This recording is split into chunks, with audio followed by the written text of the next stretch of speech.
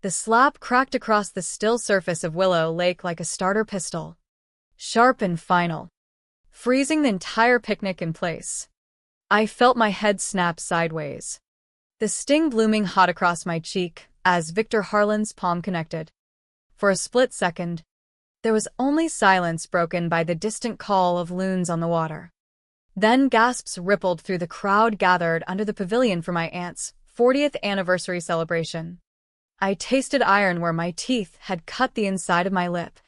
My arm throbbed where his fingers had dug in moments before, shaking me as he hissed, "You always have to stir up trouble, don't you, Elena? Always the know-it-all." Victor stood there in his pressed polo shirt and khakis, the picture of suburban success, his campaign buttons for the Riverton Planning Board gleaming on nearby jackets. He quickly rearranged his expression into one of paternal concern, turning to the onlookers. "She's just upset about Marcus trying to take the boat out after a few beers. Family stuff. You know how it gets." But I saw the truth in his eyes. Calculation. Not regret. Marcus, his golf buddy, swayed near the dock, keys still in hand, laughing it off as if nearly capsizing a pontoon with kids swimming nearby was no big deal. I'd tried to intervene calmly, citing basic safety from the hundreds of incident reports I'd reviewed in my job. Victor had materialized with a potential campaign donor in tow, escalating instantly. My mother, Claire, hovered nearby, her wine glass trembling. Victor was only trying to calm things. "Elena, don't make a scene." Her voice carried that familiar plea for peace at any cost. The crowd shifted uncomfortably. Contractors from Victor's company mingled with relatives. County officials sampling potato salad. Whispers spread. Some averted their eyes, others stared. I caught sight of a young woman near the dessert table lowering a black camera, her face pale but eyes sharp. Laura Quinn. I recalled vaguely. Her dad had once partnered with Victor before a bad falling out. I didn't argue or cry. Touching my burning cheek, I walked steadily to my car, drove straight to urgent care on the edge of Riverton, and began the only defense I trusted: documentation. The doctor photographed my face from multiple angles, noting the contusion and emerging bruise pattern. My upper arm showed clear fingertip bruising. I paid cash, requested copies of all records, and drove to my quiet one-bedroom apartment overlooking the city's construction cranes operated by men like Victor, whose Harlan builders had reshaped downtown Riverton. Alone that night, I photographed the injuries every 2 hours, timestamping each file meticulously. The bruise darkened to purple by morning, like war paint reminding me of the patterns I'd spotted months earlier. At 32, I'd spent 7 years as a compliance officer at Apex Bio, ensuring pharmaceutical protocols met FDA standards. Divorced, no kids, I lived simply. Victor had married my mother when I was 20, attempting the father role briefly before dismissing my career as pushing papers. He built his image as the hardworking contractor, family man, future planning board member bringing practical sense to local government. But during a lunch break reviewing safety files at work, I'd pulled up public county records out of curiosity about Harlan Builders' recent contract wins, 3 major projects totaling over $4 million. The safety reports were eerily identical, same phrasing. Repeated typos like hazard instead of hazard in fall protection sections. Matching update timestamps despite separate inspections. Cross-referencing with state workers' comp claims revealed discrepancies. 0 lost time incidents reported versus actual injury filings. I downloaded everything, organized it securely on my laptop with encrypted backups. Not to act immediately, but because in compliance, evidence is sacred. You never discard proof. Victor didn't know I'd noticed the metadata in his promotional drone videos, timestamps placing him at golf tournaments when he claimed personal inspections. His electronic signatures were pixel-perfect copies across reports. He mocked my job at dinners, unaware those papers could unravel empires.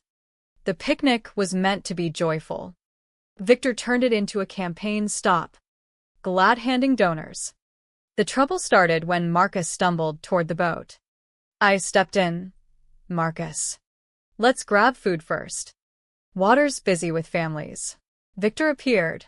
Problem? His tone dripped smoothness, masking threat. Marcus is impaired. It's unsafe. Victor leaned in. You're embarrassing everyone. Then the slap. The grip. The release as my mother cried out. He thought humiliation would silence me. Family loyalty enforce it. He didn't know I'd been charting my course. Records in hand, waiting for his public mask to slip. That night, staring at my laptop, I felt the weight of accumulated truth. Victor's kingdom rested on assumptions. His word outweighed facts. Reputation trumped verification. In my world of regulatory audits, metadata revealed lies timestamps couldn't hide. The bruise pulsed. Let it mark the beginning. The text arrived the next morning from an unknown number. Hi, Elena. Laura Quinn from the picnic. Saw what happened. Are you okay? I have photos that might help. Metadata intact. A coffee downtown. I stared at the screen, heart rate steadying after a sleepless night reviewing files. We met at a quiet cafe far from Victor's usual spots. Neutral ground in Riverton's revitalized downtown. Laura, 24, looked younger but carried a journalist's sharpness from her studies. I've documented Victor Harlan for nearly 2 years, she said, sliding over her tablet without small talk. Yesterday was the latest. The screen filled with burst mode shots, Victor's hand mid-swing. My head jerking, his grip. Crowd reactions, each crisp. Time-stamped to the millisecond. GPS tagged to Willow Lake Park. An 8-second video followed. Audio clear, his words. The slap sound. Gasps. A friend's cousin caught it. Posted briefly to Instagram. Then deleted. I archived it. She explained her motivation. Victor's forged inspections had bankrupted her father's small contracting firm years ago. He couldn't prove it then. Victor was too slick. Laura studied verification. Chain of custody. Evidence admissibility. Everything was hashed. Backed to multiple clouds. We spent hours aligning timelines. She demonstrated metadata extraction, camera models, focal lengths, synced timestamps across files, cryptographic checksums for cord integrity. I shared my routine medical records, sequential injury photos, secure backups. You're building a case, she observed. Multiple cases. The assault opens the door. A protective order buys time for the bigger picture. I revealed my fraud findings. Identical safety reports across projects. Payroll entries for injured workers post-incident contradicting zero-loss claims. Social media placing Victor elsewhere during supposed inspections. Drone metadata confirmed impossibilities. Laura smirked faintly. He doctors analog-style documents. Digital speaks 1,000 truths if you listen. By afternoon, she'd uploaded full-resolution originals to a shared drive.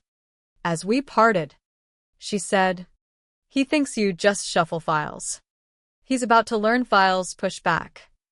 That evening, I organized evidence, medical folder, photo/video sequences, third-party contacts, and the growing Harlan Builders file with color-coded spreadsheets highlighting timeline conflicts, copied signatures, underreported injuries.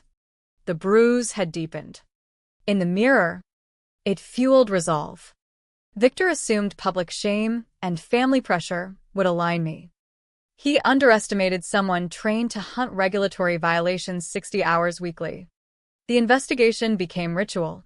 After Apex Bio audits ensuring drug safety protocols, I'd apply the same precision to Victor's operations. Patterns crystallized: 3 county projects, falsified compliance to secure preferred status, Current $2 million municipal bid at risk. I drafted a temporary restraining order petition. Factual. Evidence-backed with medicals, photos, video. My attorney, Rebecca Lang, reviewed it. Strong metadata authentication. Most overlook hashes. The fraud evidence waited for county ethics and procurement channels. Filing the TRO petition next morning felt like the first real strike. Anonymous report to ethics board followed. Curated excerpts triggering review without revealing me. Copied reports. Signature anomalies. Metadata impossibilities. Injury discrepancies. That evening, my mother's call came. Victor's upset. Says you filed charges. Campaign stress is high. He was calming you. Video shows otherwise.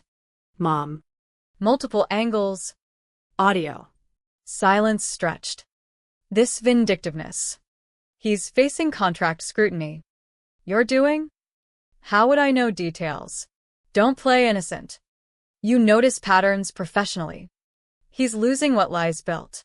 She hung up softly. I sat amid evidence walls, time-stamped, verified backups. Victor built on unexamined trust. Metadata ignored reputation. Hashes defied slogans. Rumors began. Relatives texted about my instability post-divorce. Drinking claims despite 1 beer hours prior. Family chat buzzed with keep private messages. Mother forwarded screenshots. Perhaps hoping shame. I forwarded to Rebecca. Intimidation pattern strengthens case. Laura updated. Victor claimed sabotage from jealousy. Amusing. As if word trumped photographs. The bruise faded slightly. But resolve hardened. Victor fought with relationships and pressure. I wielded verifiable truth. The temporary restraining order hearing loomed in 3 days. I dressed professionally.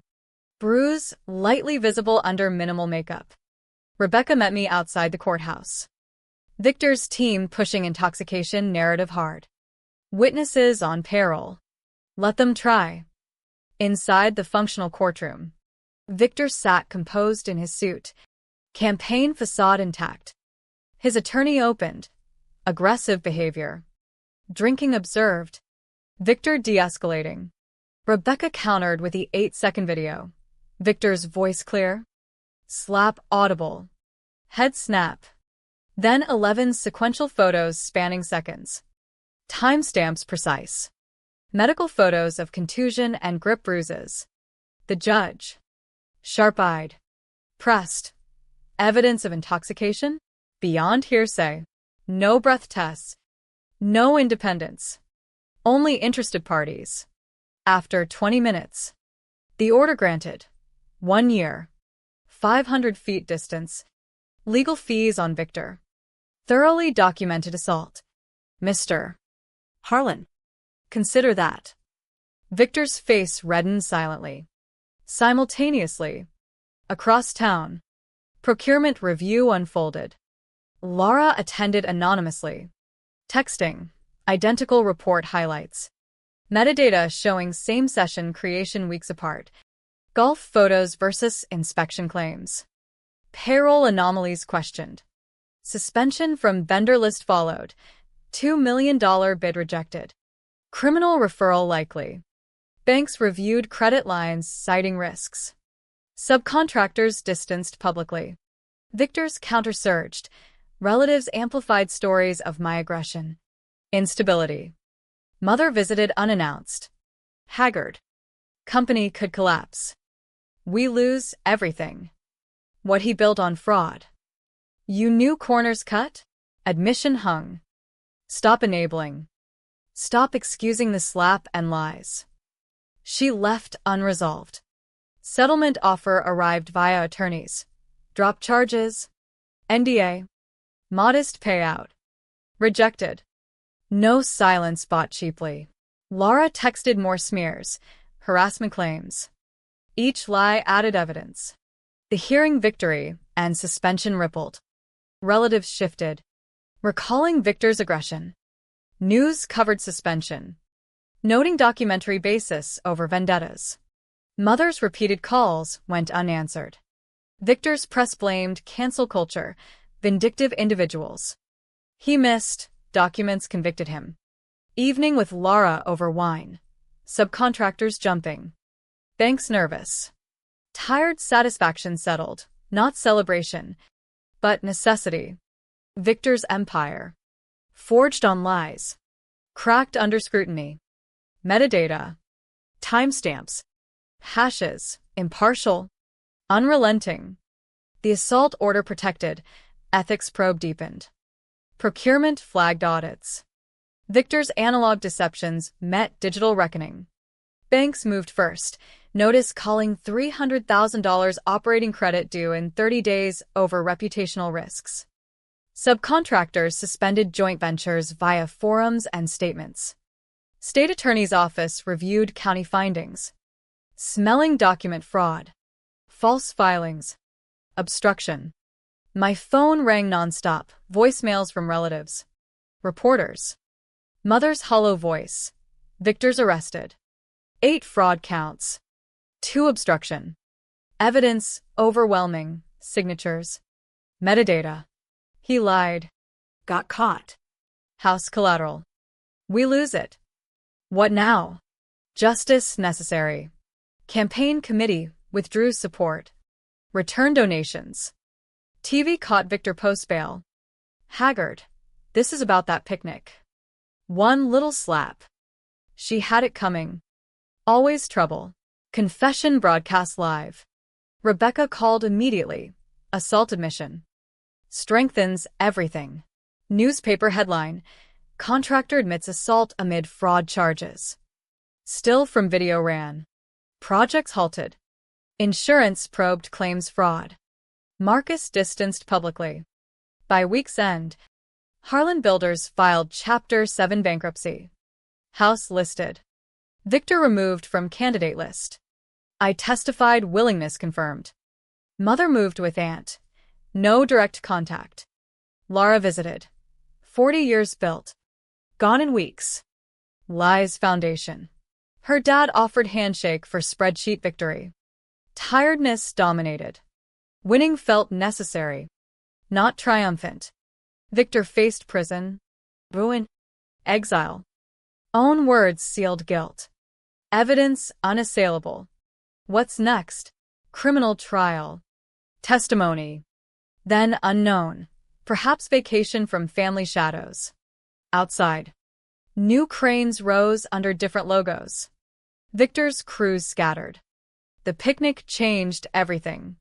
Victor struck publicly. Assuming impunity. Missed camera capturing frames. Digital age. Documents, fingerprint lies. Compliance officer read fingerprints. Presented irrefutably.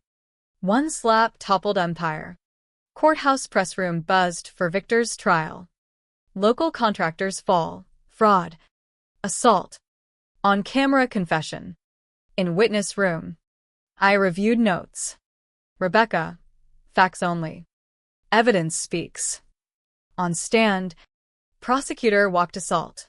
Picnic events. Medicals. Photos. Precise answers. Cross-examination. Resentment toward client. Harbor documentation of fraud. Feelings irrelevant to evidence. Jury viewed video. Photos. Metadata. Flinched at slap sound. Fraud phase devastated. Overlaid identical reports. Magnified signatures.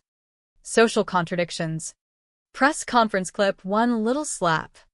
Prosecutor closing. Built on word over truth. Digital traces don't lie. Elena understood evidence louder than ego. 2-hour deliberation. Guilty all counts. Sentencing. Violated trusts. Assault silenced exposure attempt. 18 months prison. Probation. Restitution. Permanent public bid ban. Led away. Victor met my eyes briefly, flicker of understanding.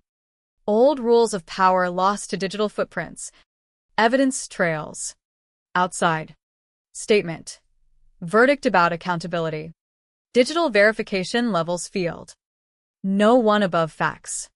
Mother at crowd edge. Nodded acknowledgement. Walked away. Laura, ready to move on? Testimony next. Vacation somewhere, no picnics. Prosecutor email. Other contractors forward post-trial. Consulting offer on document analysis. Smile genuine. Victor learned too late. Papers pushed back. Toppled lie-built kingdoms. Picnic moment. Slap before witnesses. Mask slipped. Camera captured truth frame by frame. Digital fingerprints. Evidence trails. Compliance decoded. Presented unrefutably. One slap. Properly documented. Right time. Justice via metadata and officer refusing silence.